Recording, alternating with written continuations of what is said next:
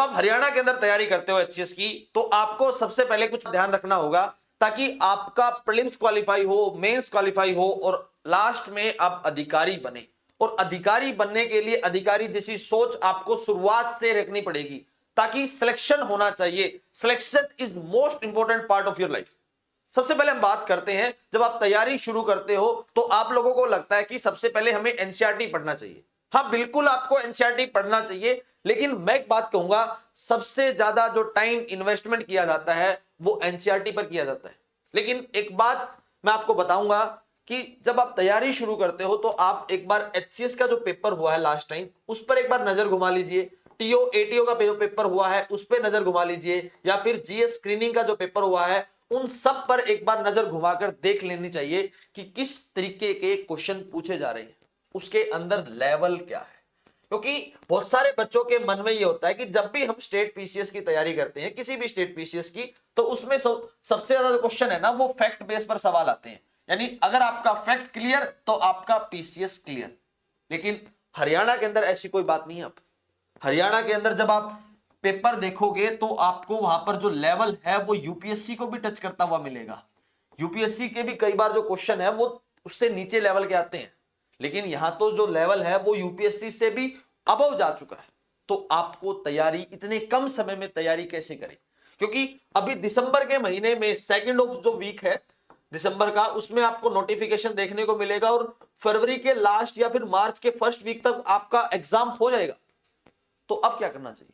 तो अब तो आपके पास कोई सोल्यूशन ही नहीं है। लेकिन मैं एक बात कहता हूं, आप एक बार पीवाईक्यू देखिए कि किस तरीके के क्वेश्चन आ रहे हैं, लेकिन उससे पहले आपको एक आकलन करना है। देखो, आपको इन क्वेश्चंस को सोल्व नहीं करना है, सोल्व आपको बाद में करना जब आपकी तैयारी हो जाए।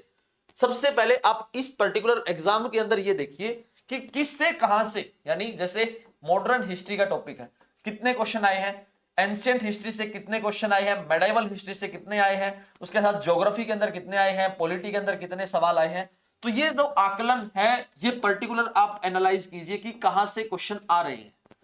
वैसे मैंने आपको बता रखा है, ठीक है, जैसे ही एचसीएस का नोटिफिकेशन आएगा मैं आपको बताऊंगा कि कहां से और कितने क्वेश्चन आ रहे हैं। वो आपको 1% भी सोचने की जरूरत नहीं है, क्योंकि विद्यारथ आपको पर्टिकुलर वहां पर बताएगा। और इसी पर्टिकुलर पैटर्न के लिए विद्यारथ ने एक टेस्ट सीरीज लॉन्च की है।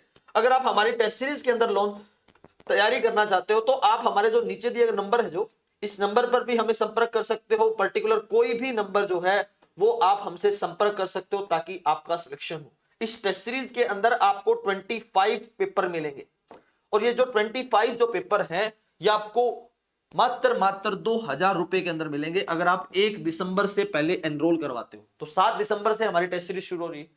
जब आप इस पर्टिकुलर पैटर्न को देखोगे तो आपको पता लगेगा कि कहां से कितने क्वेश्चन आ रहे हैं। जनरली जो कैटेगराइजेशन है वो मैं आपको बता देता हूं कि हिस्ट्रीज के अंदर आपको 15 क्वेश्चन, पॉलिटी के अंदर 10 क्वेश्चन, ज्योग्राफी के अंदर 10 क्वेश्चन, उसके साथ साथ इकोनॉमिक्स के अंदर 10 क्वेश्चन, जर्नल साइंस के अंदर maximum to maximum 20 question, art and culture से 4 से 5 क्वेश्चन, ठीक है जी। और अब जो है करंट अफेयर के जो क्वेश्चंस है वो लगभग 10 हो चुके हैं, और जितना भी जो पोर्शन बच गया वो हरियाणा जीके का है। लेकिन मैं आपको एक बात कहता हूं कि ये कम ज्यादा भी हो सकते हैं, 1-2 नंबर का ऊपर नीचे भी हो सकता है। इसी तरीके से आपको हरियाणा पीसीएस के अंदर क्वेश्चन देखने को मिलेंगे। लेकिन सबसे बड़ी प्रॉब्लम क्या है? एंशिएंट हिस्ट्री के सवाल सोल्व नहीं होते, जर्नल साइंस के सवाल सोल्व नहीं होते, करंट अफेयर के सवाल सोल्व नहीं होते, आर्ट एंड कल्चर के सवाल सोल्व नहीं होते, अब तो हरियाणा जीके के भी सवाल सोल्व नहीं होते। तो यह मानकर चलना कि 5 पोर्शन के तो सवाल सोल्व ही नहीं होते। इतना डीप और इतना डिटेल में आपसे सवाल पूछे जाने लगे तो प्रीलिम्स कैसे क्वालिफाई होगा? तो उसके लिए विद्यार्थी के पास एक सोल्यूशन तो है, आप उसको भी ज्वाइन कर सकते हो। जो हमारा ये नंबर है इस पे जाकर हमें संपर्क कर सकते हो, आपकी प्रीलिम्स की तैयारी करवा दी जाएगी। लेकिन आप अपने एंड से तैयारी करना चाहते हो तो आपको सबसे पहले क्या करना है? आपने पीवाईक्यू को देख लिया कि कहां से और किस प्रकार के क्वेश्चन आ रहे हैं, कितना डेप्थ आपसे पूछा जा रहा है। बेसिकली जो हरियाणा पीसीएस है ना, जो एचसीएस का पेपर है, उसमें एनसीईआरटी से मैक्सिमम क्वेश्चन देखने को मिलते हैं, ठीक है। लेकिन अगर आप फर्स्ट टाइम एनसीईआरटी पढ़ रहे हो, आपको कोई नॉलेज नहीं एनसीईआरटी के बारे में, तो आपको बहुत लेट समझ में आएगा कि एनसीईआरटी से कहां से और किस तरीके के क्वेश्चन पूछे जा रहे हैं। आपको पर्टिकुलर वो टॉपिक पहले समझना होगा, देन उसके बाद आप एनसीईआरटी पढ़िए, आपको मैक्सिमम क्वेश्चन देखने को मिलेंगे। लेकिन उसके लिए भी आपको उसके अंदर टाइम इन्वेस्टमेंट करना पड़ेगा। जब आप अभी से यानी तुरंत प्रभाव से अगर आप एचसीएस की तैयारी शुरू करते हो तो तब जाकर आपके मैक्सिमम मार्क्स आएंगे। क्योंकि अगर मान लीजिए आज से लगभग अगर नोटिफिकेशन आता है तो हमारे पास 30 डेज एक्स्ट्रा है, और इस 30 डेज का हम शुद्ध उपयोग जब करेंगे तो हमें रिजल्ट देखने को मिलेगा हमारा प्रीलिम्स क्वालिफाई। तो मैंने आपको बताया कि कहां से और कैसे तैयारी करें। जब आप एनसीईआरटी आप पढ़ोगे तो एनसीईआरटी देखो ऐसा नहीं है कि आप हर एक सब्जेक्ट की एनसीईआरटी पढ़ो, आप जनरल साइंस की एनसीईआरटी पढ़ो, ज्योग्राफी की एनसीईआरटी पढ़ो, हिस्ट्री की एनसीईआरटी आप पढ़ सकते हो। अगर इन 3 सब्जेक्ट्स के अलग आप एनसीईआरटी पढ़ोगे तो वो इररिलेवेंट रहेंगी।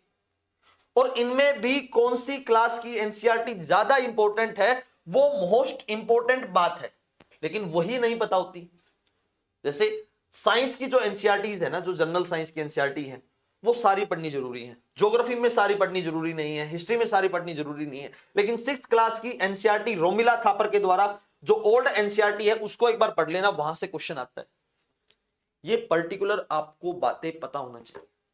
अब जो लड़ाई है आपके बीच में पीवाईक्यू वर्सेस एनसीईआरटी है, लेकिन मैं एक बात कहूंगा, एक बार आप एनसीईआरटी पर भरोसा कीजिए, उसके बाद आप पीवाईक्यू पर जाइए। ना कि जो पैटर्न है जो अक्सर आम लोग जो यूज करते हैं वो करते हैं कि पहले पीवाईक्यू पर जाएंगे उसके बाद एनसीईआरटी पर जाएंगे। नहीं, ऐसा नहीं होता कभी भी।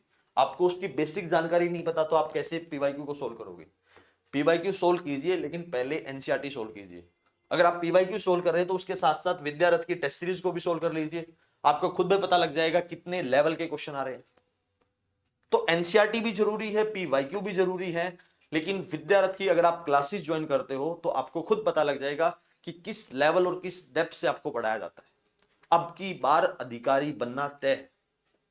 लेकिन जिस प्रकार से मैंने आपसे बात की थी कि लगभग 155 पोस्ट आने की उम्मीद है, ये जो ऊपर के जो अधिकारी है ना ये सारे विद्यारथ से होंगे अब की बार, ये मेरा विश्वास है। यानी 1/3 अधिकारी अब की बार विद्यारथ से होंगे। तो आप लोग लेट मत कीजिए, इनके अंदर आपका नंबर भी आ सकता है। अगर आप हमारे साथ तैयारी करना चाहते हो तो नीचे दिए गए नंबर पर जाकर हमें संपर्क कर सकते हो। That's all for today, thank you very much and please subscribe to विद्यारथ।